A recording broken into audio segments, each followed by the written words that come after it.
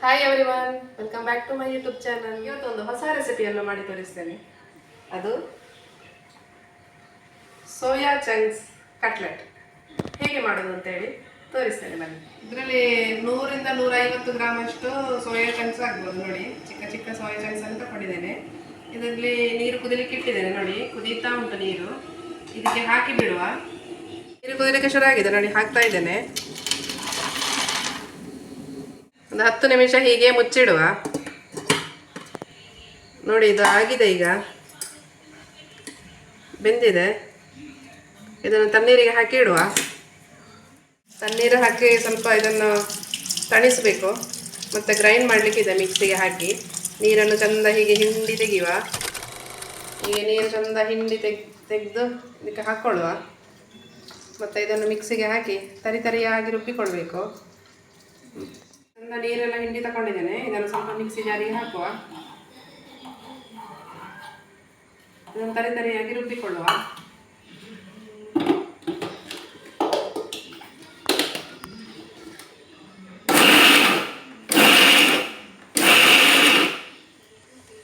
ನೋಡಿ, ಇಷ್ಟ ಆದರೆ ಸಾಕು. ಇಷ್ಟು ತರಿಯಾಗಿರಲಿ. ಇದನ್ನೊಂದು ಪಾತ್ರೆಗೆ ಸರ್ವ್ ಮಾಡುವ.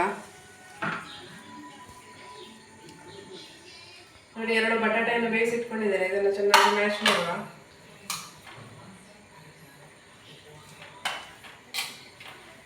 ಚೆಂದ ಪುಡಿಯಾಗಿದೆ. ಇದಕ್ಕೆ ಹಾಕ್ತಾ ಇದ್ದೇನೆ ಕಾಯಿ ಮೆಣಸು ಮತ್ತು ಸ್ವಲ್ಪ ಕೊತ್ತಂಬರಿ ಸೊಪ್ಪನ್ನು ಕೊಚ್ಚಿ ಹಾಕುವ.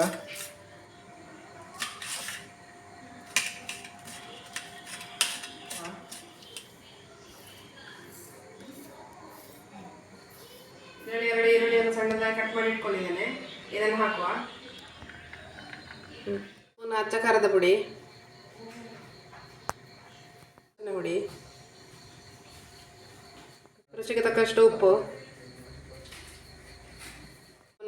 ಗರಂ ಮಸಾಲ ಹುಡಿ, ಅರ್ಧ ಸ್ಪೂನ್ ಜೀರಿಗೆ ಹುಡಿ,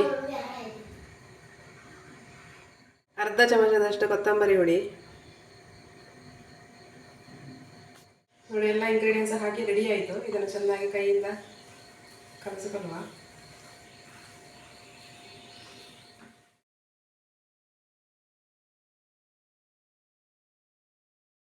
ನೋಡಿ, 3ರಿಂದ 4 ಚಮಚ ಕಾರ್ನ್ ಫ್ಲೋರ್ ಹಾಕ್ತಾ ಇದ್ದೇನೆ.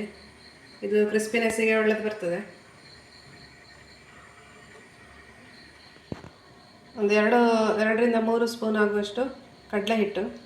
ಸ್ವಲ್ಪ ಕೋಟಿಂಗಿಗೆ ಒಳ್ಳೆಯದು. ಒಂದು ಸ್ವಲ್ಪ ತೆಂಗಿನೆಣ್ಣೆ ಹಾಕ್ಕೊಳ್ಳುವ. ಇದನ್ನು ಚೆನ್ನಾಗಿ ಕಲಸಿಕೊಂಡು ಕಟ್ಲೆಟ್ ರೆಡಿ ಮಾಡಿಕೊಳ್ಳುವ. ನೋಡಿ, ಹಿಟ್ಟು ಈ ಹದಕ್ಕೆ ಇರಲಿ, ಉಂಡೆ ಕಟ್ಟಲಿಕ್ಕೆ ಬರ್ತದೆ. ನೋಡಿ, ರೆಡಿ ಮಾಡಿಕೊಳ್ಳುವ. ಈ ಹದಕ್ಕೆ ಬಂತು. ನೋಡಿ, ಕಟ್ಲೆಟ್ ಎಲ್ಲ ರೆಡಿ ಮಾಡಿ ಇಟ್ಕೊಂಡಿದ್ದೇನೆ.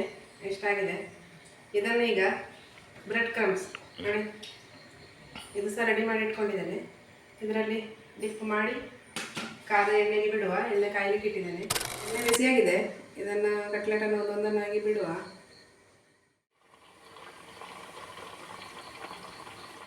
ನೋಡಿ, ನಮ್ಮ ಕಟ್ಲೆಟ್ ಚೆನ್ನಾಗಿ ಬಂದಿದೆ ಕಟ್ಲೆಟ್. ಯಾರೆಲ್ಲ ನನ್ನ ಚಾನಲನ್ನು ಫಸ್ಟ್ ಟೈಮ್ ನೋಡ್ತಾ ಇದ್ದೀರಾ, ಪ್ಲೀಸ್ ಲೈಕ್ ಮಾಡಿ, ಶೇರ್ ಮಾಡಿ, ಸಬ್ಸ್ಕ್ರೈಬ್ ಮಾಡೋದನ್ನು ಖಂಡಿತ ಮರಿಬೇಡಿ. ನೋಡಿ, ಸೋಯಾ ಚಂಕ್ ಕಟ್ಲೆಟ್ ರೆಡಿಯಾಗಿದೆ. ತುಂಬಾ ಚೆಂದ ಬಂದಿದೆ. ನೋಡಿ, ಒಳ್ಳೆ ಕ್ರಿಸ್ಪಿ ಸಹ ಇದೆ. ನೋಡಿ, ಮಕ್ಕಳಿಗಂತೂ ತುಂಬ ಇಷ್ಟ ಆಗಿದೆ. ಹೊರಗಿನ ತಿಂಡಿ ತಿನ್ನೋದಕ್ಕಿಂತ ನಮಗೆ ಮನೆಯಲ್ಲೇ ಈ ಥರ ಮಾಡಿ ಹೊಟ್ಟೆ ತುಂಬ ಮಕ್ಕಳಿಗೆ ಸಹ ಕೊಡ್ಬೋದು. ಸಂಜೆ ಹೊತ್ತಿಗೆ ಸ್ನ್ಯಾಕ್ಸಿಗೆ ಅಂತೂ ತುಂಬಾ ಒಳ್ಳೆ ರೆಸಿಪಿ. ಖಂಡಿತ ನೀವು ಸಹ ಟ್ರೈ ಮಾಡಿ, ಕಮೆಂಟ್ ಮಾಡಿ. Thank you.